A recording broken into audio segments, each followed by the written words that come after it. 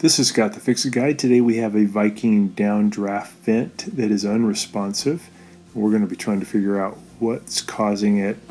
Already checked the plug underneath the stovetop to make sure it was plugged in and had power, and it does, but the unit doesn't seem to be responding to any of the buttons.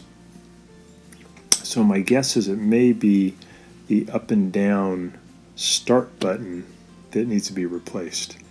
So the model is VIPR161SS. It's a really nice model, but again, in this case, we had no response. So what I've done is I pulled up the unit and put a pair of vice grips on each side to kind of hold it up, because it won't stay up by itself, but I need to keep it lifted up so I can remove some Phillips head screws. Here's the part number. It's kind of inexpensive for this little up and down button that we're going to be replacing. It essentially, though, is like an on and off button too, because the machine won't start unless it's gone to the up position, and it won't go to the up position if the up position or the up button doesn't work. So I've got the vice grips holding it up there, and I'll need to remove a couple of Phillips head screws from the right side and left side so I can get the top part off to do the repair. So we'll just spin out those two Phillips head screws on the top on the right hand side. It's actually a pretty easy repair. Never did this one before, so I wasn't sure if this was going to fix it, but it was the proper part that had worn out. I guess the on up and down switch gets used the most and kind of wears out prematurely. So we got these two Phillips head screws on this side, and then we'll be able to lift the upper panel off.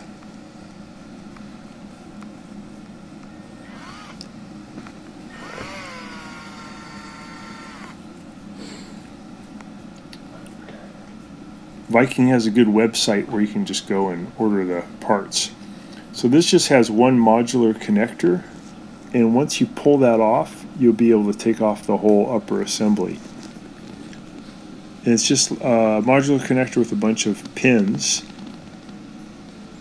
One thing you could do is you could confirm that the pins do have some power. That would make you understand for sure that the machine is getting power. So we pulled out that multi-pronged pin, and now we have the upper assembly where we can work on it.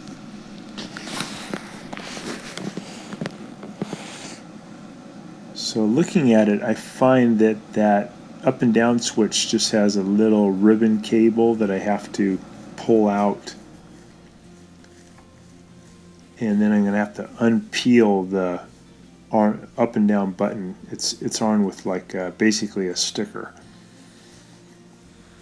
So to get that thing off the circuit board, you just pull on the ribbon cable, just pull it towards you. There's no catch. It was just in there by friction, and it'll come off.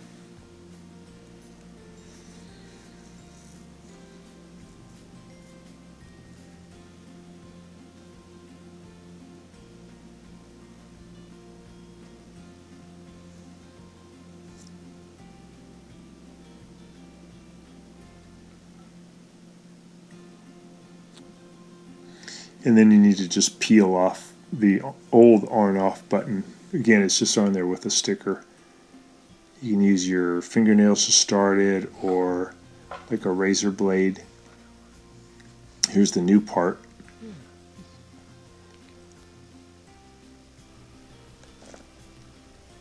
I'm just peeling off the remnant stuff that was still left.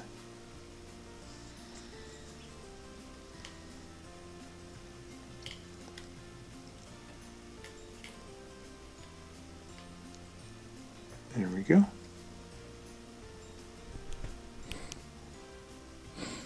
So I'm checking those little pins. I'm looking for DC current, and I notice I'm getting different volt readings, but that encourages me, because that makes me believe that the machine does have power, and that it's probably just one of these switches. They call them bubble switches, have just worn out over time.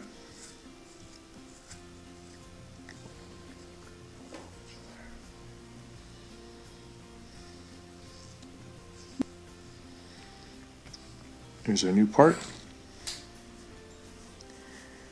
And it has a little paper covering its adhesive backing, so you have to remove the paper. And we just slip the ribbon cable into the metal housing, and we remove the adhesive backing, and then just take your time as you place the button in position just to get it nice and straight, because the adhesive is pretty strong. They'll give you basically one chance. So we got the ribbon cable connected, and now I'm just taking my time to make sure I get the button on there nice and straight. There we go.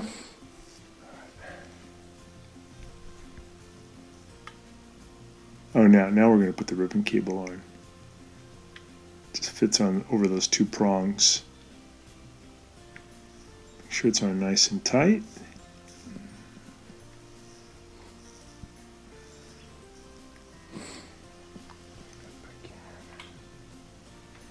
And then we're going to put the multi-pronged piece back in. When you look at it, it's funny. It has a round part and a flat part. You want the flat part facing up when you put it back in. It'll only go in one way, but just have the flat part up. And then you're all set. You can put the unit back into position, and then we're going to put those Phillips head screws back in to hold it.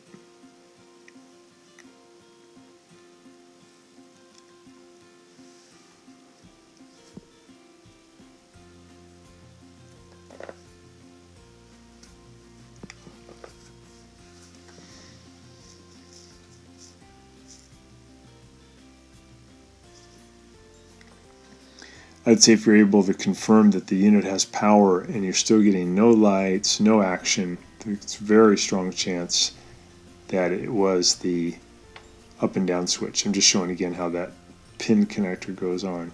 Pretty easy.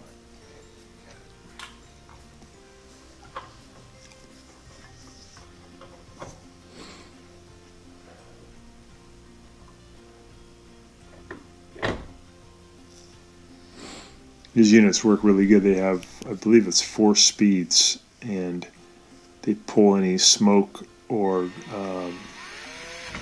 grease or steam out, and then it goes down out of your house underneath the unit.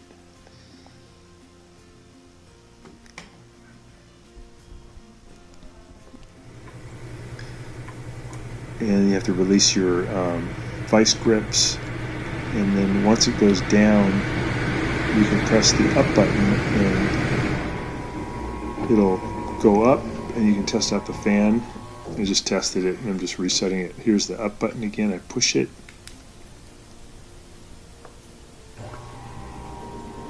And it comes up. Pretty cool. So I hope this has been helpful to you and get yours going. Also, please subscribe to our channel when you get a chance. And please like the video. Thanks so much. Bye-bye.